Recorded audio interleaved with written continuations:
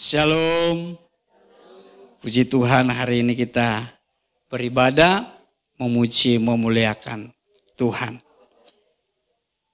Ini minggu kedua di bulan Desember. Desember adalah bulan penantian. Menantikan tahun yang baru. Berharap kita bisa memasuki tahun 2024. Menantikan berkat-berkat yang akan Tuhan curahkan di akhir tahun ini bagi kita semua. Ya.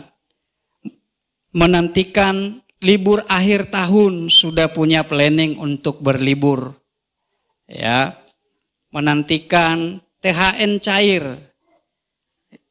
gaji ke-13, atau menantikan orang bayar utangnya kepada kita. Ya. Dan tetaplah kiranya hati kita selalu menantikan kehadiran Tuhan memberikan sukacita bagi kita sekalian. Amin, saudara. Baik, Mazmur pasal 99 ayat yang pertama sampai ayat yang kelima. Tema kita adalah membangun tahta Allah.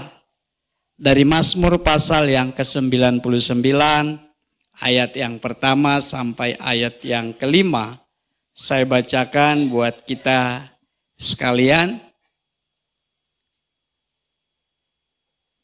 Mazmur pasal yang ke-99. Tuhanlah Raja, biarlah bangsa-bangsa gemetar. Ia bersemayam di atas kerubim, biarlah bumi berguncang. Tuhan itu maha besar di Sion. Ia tinggi di atas segala bangsa. Biarlah mereka memuji namamu yang besar dan dahsyat. Dialah yang kudus.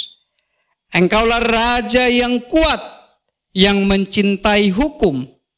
Engkaulah yang menegakkan kebenaran, hukum dan keadilan di antara keturunan Yakub. Engkaulah yang melakukannya. Tinggikanlah Tuhan Allah kita. Sujudlah menyembah pada tumpuan kakinya. Dialah yang kudus. Amin. Allah adalah Raja yang bersemayam dalam kemuliaan untuk menyatakan kemahatinggiannya.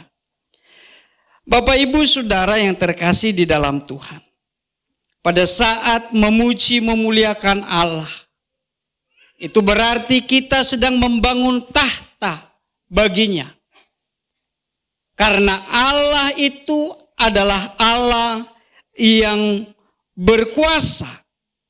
Kekuasaan Tuhan dinyatakan dengan kemahabesarannya mengatasi segala bangsa. Namanya yang begitu dahsyat. Kalau berbicara bahwa Allah itu adalah Raja, saudara, berarti ini menyatakan bahwa satu pribadi yang punya kuasa. Kalau kita percaya bahwa Allah itu, Tuhan itu adalah Raja yang punya kuasa, maka kita seharusnya berharap hal-hal yang besarlah yang akan Tuhan nyatakan dalam kehidupan kita.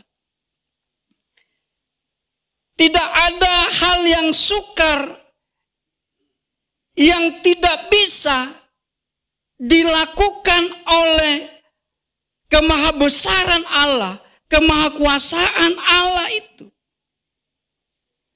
Seharusnya kita dengan memahami bahwa Allah itu Raja yang berkuasa,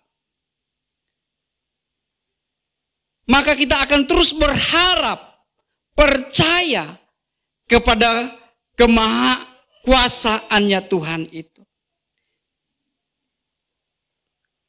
Ini justru membuktikan bahwa kekuasaan Tuhan tidak ada yang mustahil baginya, saudara. Bapak Ibu pernah lihat kerajaan Thailand?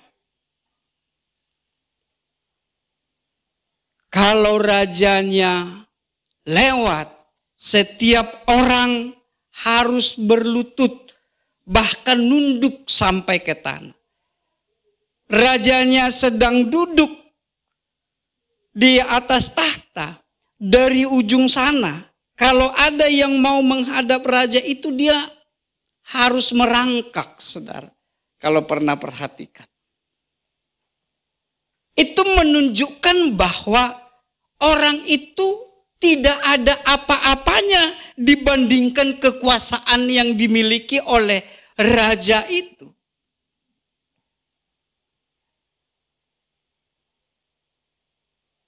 Apa yang sedang kita hadapi sekarang ini yang menurut kita itu begitu sulit?